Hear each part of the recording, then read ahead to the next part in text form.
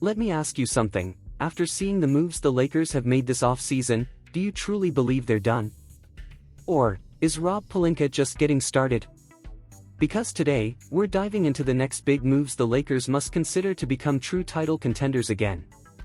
You're going to hear about surprise names, under-the-radar options, and the real reason the Lakers still aren't quite there yet.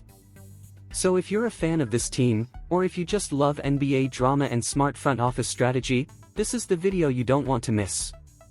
And hey, before we get deep into it, don't forget to like this video, subscribe to the channel, and smash that notification bell so you never miss a drop about your Los Angeles Lakers. Now, let's talk business.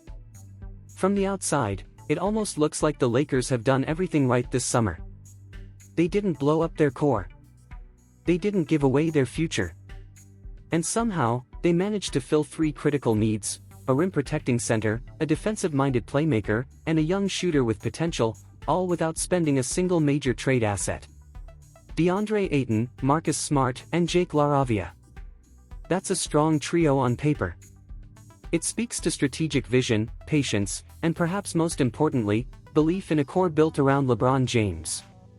And yes, that core still includes LeBron, because no matter how many seasons pass, the window to win with him remains open, but only just.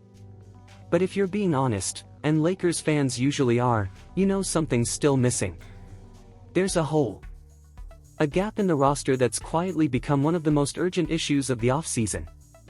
Because even with Rui Hachimura and Jared Vanderbilt returning, and even with LaRavia added to the mix, this team still lacks one key thing: a true, reliable, two-way 3 and D wing. Rui brings shot-making and versatility, but he's never been a lockdown defender. Vanderbilt can guard almost anyone, but when it comes to spacing the floor, his offensive limitations hurt the half-court flow. And LaRavia? He's promising. A 42% three-point shooter last year. But he hasn't had consistent NBA volume or defensive consistency to be trusted in crunch time, not yet. And here's where the reality hits: the Lakers don't have much room to operate. They're just $1.1 million under the first tax apron. That means no mid-level signings. No big buyouts unless they dump salary. In other words, if there's going to be a move, it has to be precise, strategic, and maybe even a little bold. So what can Rob Pelinka actually do? Let's start with the most immediate, low-risk opportunity: the two-way contract. And right now, one name is generating real excitement: Jalen Bridges. The undrafted 6 feet 8 inches wing who played on a Suns two-way deal last year, Bridges has been making waves in the G League with his size, defensive instincts, and most importantly, his shot, 39% from 3. He's got NBA-ready physicality. He's shown he can hold up on switches. And most scouts believe his game translates now, not 2 years from now. Signing him to a two-way deal would cost the Lakers nothing in flexibility, but could pay huge dividends later in the year. Another internal name from camp is Arthur Kaluma, but right now, Bridges feels like the safer bet. But two-way contracts can only get you so far. If the Lakers want someone who can contribute immediately and actually close playoff games next to LeBron and Smart, they need a veteran. They need someone who fits the profile: strong defensively, respectable from deep, and comfortable playing off the ball.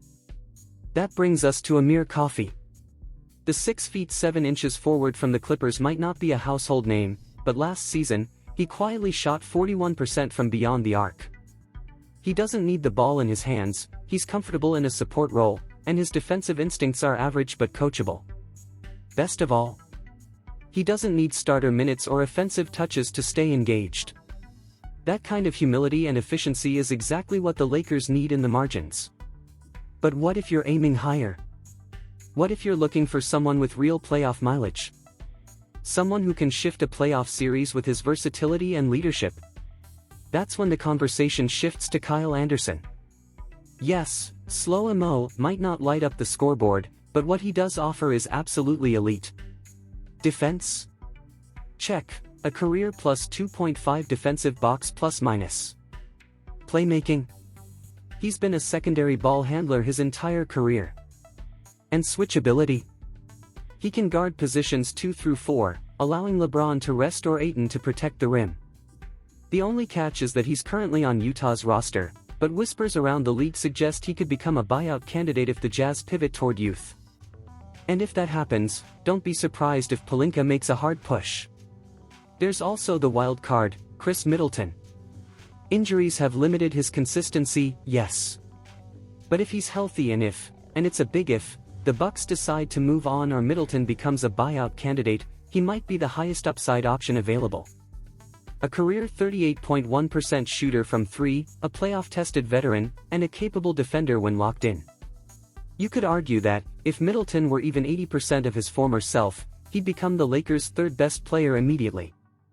Again, cap space would have to be cleared, but for the right player, you make it work.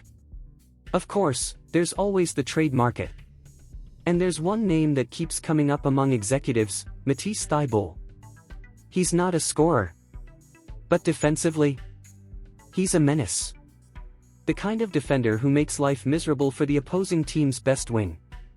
And here's the twist, last season, he actually shot 36.3% from 3.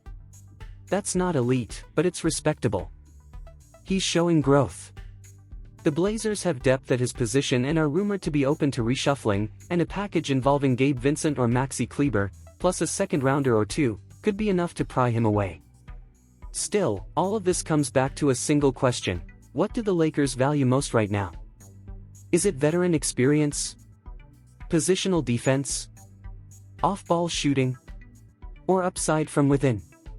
Because if they believe in Jake LaRavia, if they think he can develop into that reliable wing presence, then maybe they don't need a trade at all. Maybe LaRavia becomes the guy. Maybe 42% from 3 isn't a fluke. Maybe one full season of reps under LeBron's mentorship is all he needs to explode. That's the internal bet. That's the quiet option, the one that doesn't cost draft picks or tax penalties. But it's also the riskiest. And the risk becomes even more pronounced when you look at the spacing. Let's be honest. Smart, Ayton, Hayes, Vanderbilt, they're not shooters. You can't surround LeBron with 4 guys who can't hit from deep. Not in today's NBA. The floor has to open up, or the offense stalls. That's why someone like Coffey, Middleton, or even Thybulle becomes more than just a bonus, they become a requirement for playoff success. So where does that leave us? If you're Rob Pelinka, the ideal path looks something like this: you sign Jalen Bridges to a 2-way deal immediately. You monitor the buyout market for Anderson or Middleton, staying ready to clear cap if the right name shakes loose. And you continue quietly working the phones on a potential Thybulle trade. That gives you flexibility. That gives you defense.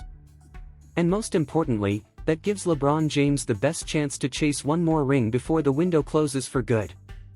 Because let's face it, the margin for error in this league is razor thin. But with just one more right move, one more defensive wing, one more shooter, one more smart addition, this Lakers team could shift from interesting to dangerous.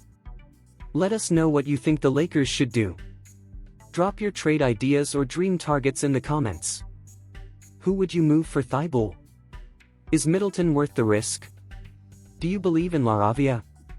We'll be watching the replies. And as always, if you enjoyed this breakdown, make sure to subscribe to the channel, like the video, and hit that notification bell so you never miss an update on your Lakers. Until next time, stay ready. Because the Lakers just might surprise us all, again. Here's a crucial insight for you: diving into financial education can significantly elevate your quality of life.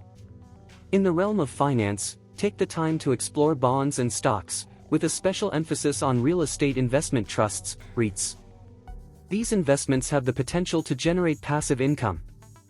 Approach this journey with diligence and opt for reputable investment brokerages globally. By doing so, you'll be laying a solid foundation for a more secure and prosperous future.